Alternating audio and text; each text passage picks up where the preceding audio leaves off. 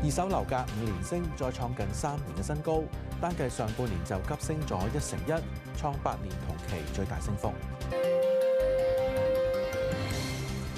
大家好，歡迎收睇今日有樓睇，我係陶俊文。本港上個月嘅整體物業交投創超過2年單月新高。利嘉閣統計土地註冊處嘅資料，整體樓宇買賣登記6月有9455宗，按月升超過1成，涉及金額升1成4，同樣創咗839億嘅2年幾高位。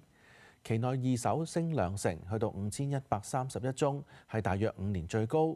非住宅都急升咗3成4，不過一手就回落1成7。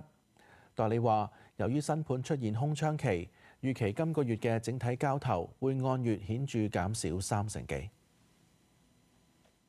中東戰事一度就比較反覆啦，咁啊影響到個股市大跌啊，同埋油價個上升咧，令到啲人甚至憂慮會唔會加息咧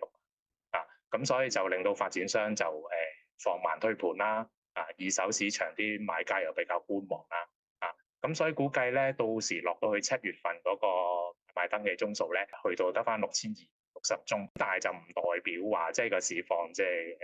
掉頭下跌啊、轉差啊咁樣嘅。相信即係經過即係一個叫做短暫嘅調整之後，啲購買力儲翻之後咧，會慢慢回升翻嘅。節目時間夠啦，拜拜。